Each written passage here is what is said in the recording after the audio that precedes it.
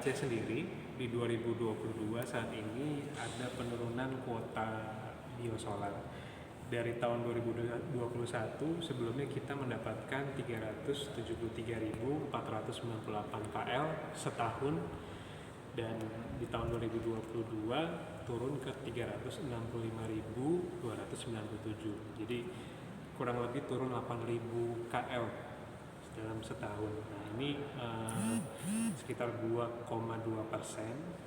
Cuman yang memang jadi kendala di 4 bulan terakhir di 2021 kemarin, kebutuhan itu meningkatnya cukup drastis. Nah, cukup drastis itu bisa sampai penyaluran kita di 1.123 hari, betul, untuk seluruh wilayah Aceh 1.100. Nah, sementara dengan kuota yang ada di 2022 ini, kita baru bisa sekitar 1.000-an, Mas. 1.000 KL per hari.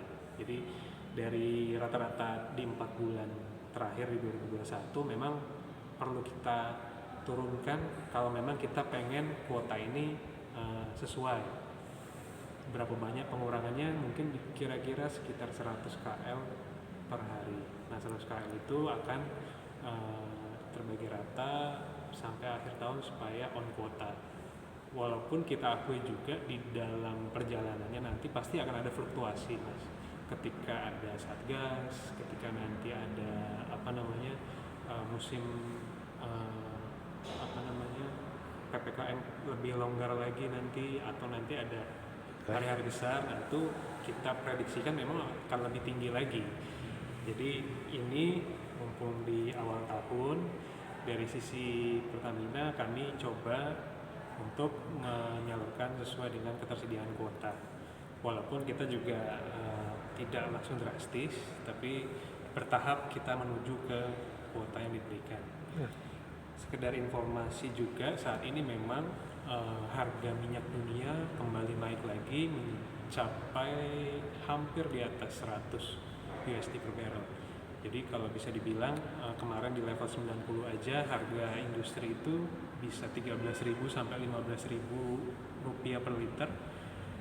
Nah sekarang dengan sampai ke level 100 ini pasti lebih mahal lagi. Nah tujuan saya menyampaikan ini adalah kita sama-sama mungkin waspada, karena dengan adanya disparitas harga yang mungkin bisa hampir 3 kali lipatnya ini pasti akan mengundang adanya penyalahgunaan.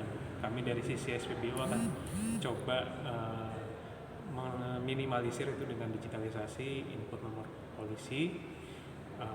Kita coba trace pengisian yang tidak sesuai dengan peruntukannya. Namun jujur level kewenangan kami hanya di SPBU. Jadi ketika konsumen itu secara prosedur sudah sesuai dan keluar dari wilayah SPBU, itu perlu bantuan dari pihak-pihak lain juga untuk bisa melakukan. Untuk di level SPBU pengisian berulang itu kami udah filter sendiri. Ada pengisian-pengisian yang tidak dilengkapi surat rekomendasi, kami juga berikan sanksi kepada SPBU-nya. Yang pasti mitra kami ketika diketahui ada pelanggaran, maka mereka harus mengganti subsidi yang terlibat. Jadi misalnya mereka menyalahgunakan ada 100 liter solar, ya 100 liter solar itu subsidinya harus dibayarkan sebagai sanksi dari kami. Pak, dengan penurunan ini Pak, mungkin akan mencukupi nggak Pak semua stok SPBU yang ada di Aceh ini Pak? Kalau kami jujur aja, untuk kebutuhan normal di tahun-tahun sebelumnya memang tercukupi dengan cukup di 1.000 KL per hari. Kami tidak menutup kemungkinan adanya pertumbuhan kebutuhan. Namun kalau kami amati peningkatan ini masih di luar kewajaran sebenarnya. Jadi kami tetap akan monitor terus ketepatannya, termasuk mungkin nanti akan ada pembatasan pengisian tidak bisa seleluasa sebelumnya gitu. Okay. Kalau secara regulasi memang tidak ada yang melarang. Jadi Perpres 191 masih membolehkan. Yang kami coba dorong adalah dari sisi efisiensi dan perawatan mesin dari kendaraan tersebut. Beberapa kali kita juga koordinasi dengan ATPM produsen, dan memang dukungan dari mereka akan memvoidkan garansi Mas jika tidak menggunakan BBM yang sesuai dengan spek. Seperti mesin-mesin diesel, Innova, Fortuner itu Pajero apalagi memang sudah harusnya pakai Dex karena memang spek mesinnya sudah lebih modern.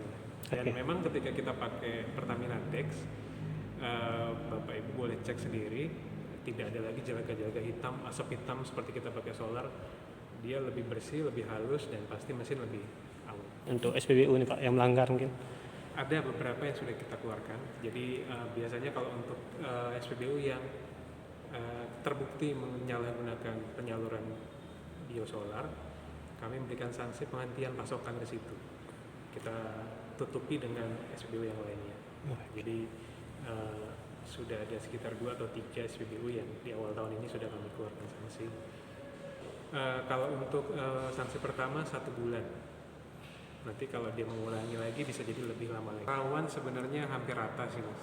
Tidak ada yang spesifik rawan di Banda Aceh karena tidak ada yang berdekatan langsung dengan pertambangan atau Perkebunan ya? perkebunan. Oh, oke Pak. Jadi pengurangan solar itu di Aceh aja atau daerah lain juga? Sebenarnya gini Mas, kita diberikan tanggung jawab untuk mengendalikan, tapi memang tetap memperhitungkan kondusivitas di wilayah. Karena kalau memang sudah mulai tidak kondusif, tentu kita pasti akan atur lagi. Tapi kalau selama itu masih bisa kondusif, kita akan jaga. Karena kita tidak pengen terlalu banyak menyalurkan, habisnya malah ke yang tidak berarti. Berarti udah Aceh? Kalau pengurangan sebenarnya gini, kuota itu nasional Mas, berkurangnya nasional juga. Nasional. Jadi masing-masing wilayah punya strategi masing-masing. Apakah mau di awal tahun sudah mulai diatur atau dibiarkan dulu nanti tengah tahun baru di itu. Yang pasti koordinasi kami terus langsung dengan pemerintah daerah selaku pemilik wilayah.